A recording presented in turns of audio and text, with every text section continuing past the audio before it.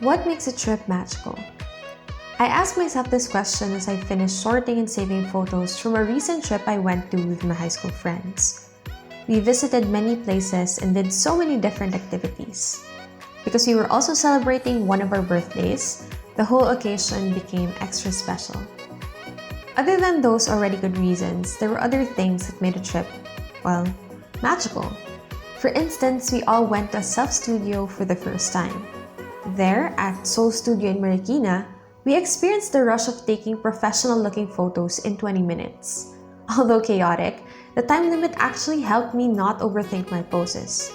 I get really conscious about how I look in pictures, but I didn't have the time for that, and I was around safe people. It was also really cute how we hyped each other up and directed each other during the shoot. Side note, there were BTS merch in the studio, so that's a plus in my book. Another thing I appreciated was how I get to eat at many good restaurants because of them. I don't exactly have a bucket list of places to visit, and I don't know a lot about where to find good food. Honestly, I'm just the type of friend you bring to places, and I'm glad that they do. We ate our day 1 lunch at Rustic mornings and then day 2 lunch at Banapo. The dishes we tried were not exactly new to my palate, but they were elevated by the ambiance, service, and of course, good conversations. Yung isa ko talagang revelation sa'yo, hindi ko pala kumakain ng saging. For me, revelation. Hindi ko kumakain ng ketchup, dito. Oo. Uy, kaya nakaka-touch nag-touch ako pag naalala yung mga ganong bagay. Grabe naman kasi ilang taon na Gawin ko lang kasi yung ito lang kasi kilala ko gano'n. Nanay ko hindi naman. Kasi ikaw yung kinikwento namin sa ibang friends namin. Meron mga friends Kilala? Hindi ko ba nakita? Nanay ko hindi niya naaalala hindi ako makain ng sani. Lagi akong Natuwa ka naman. Di ba na nanay mo? Dad ko yung gano'n. Hindi ka niya mahal. lagi niya akong binibigyan, pinapakain ng ganito. Gusto mo ng ganito?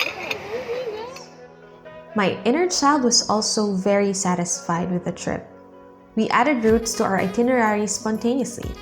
We visited the Marikina Museum and learned about the industry. We also went to an escape room, Left Behind.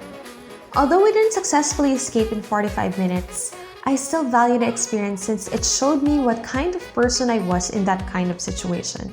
The highlight of our trip was when we went to Treasure Mountain in Tanay, Rizal, and I can't even begin to describe how great it was. We were high up, surrounded by trees, blessed with good weather, and among the sea of clouds. As we went around, I remembered my sister saying that humans are just like plants. We need to return to nature and photosynthesize. She was right. Just walking around the camping trail made me feel so alive. We also tried the whole course for the spider web and the swing.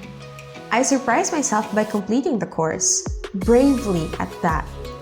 Honestly, I expected my body to give up halfway, but my mind was at its fearless era, so I completed everything. When we reached the top, we were told to lie down on the web. Instead of being scared, I savored being so close to the sky and the sun, and I just felt really at peace. On the other hand, the swing was, well, it was also fun, but I found myself screaming more than I intended. It felt both like riding anchors away and flying.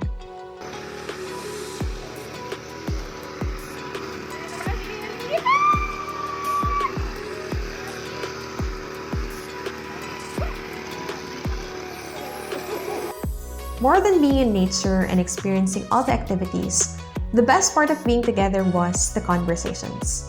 In the evening, we had the chance to talk about our lives, our fears, the decisions we had to make, the hopes we have for the future.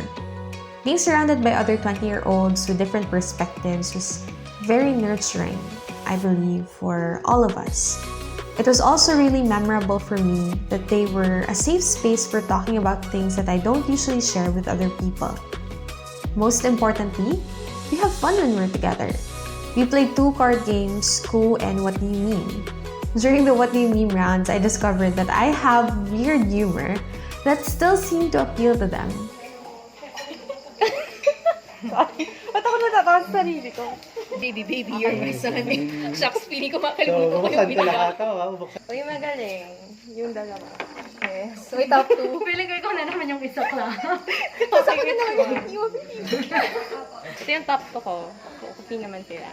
Tapos, ito ang ating win. Yeah! Oh my God! Parents ako to, by the way. Nasa So, bulok. bakit ito yung kay Eman? Bakit kay Spain? Bakit sa lola at lola mo? Kaya na stress. Ito yung mga sinabmit. Okay. And ang nanalo ay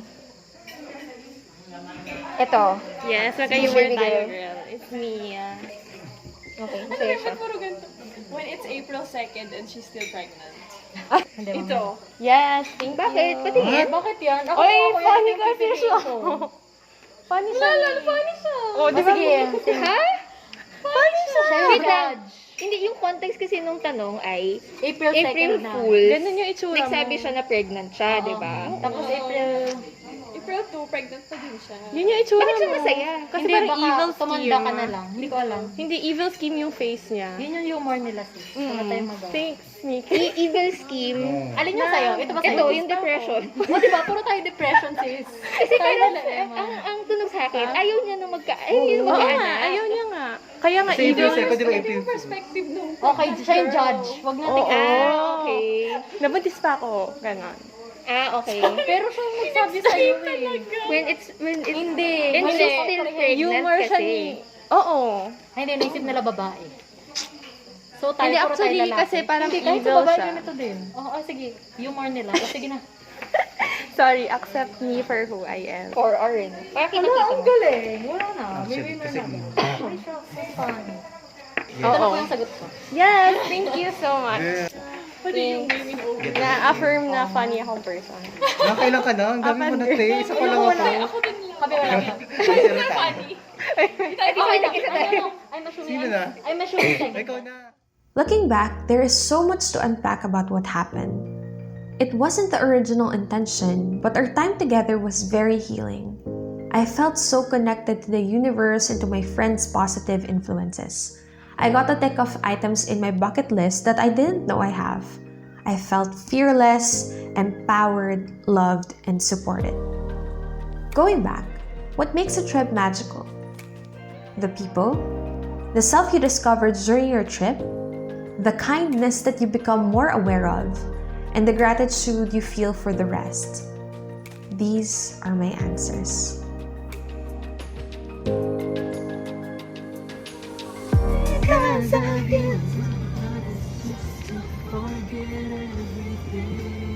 Tapos mag-U-turn sa President C.P. Garcia Avenue Service Road. It's all coming back to me now. Tinaamin niya ba ni Taylor?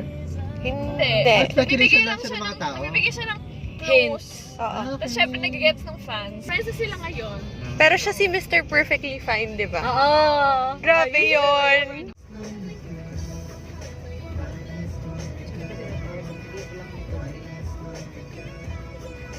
I wish that I was looking into your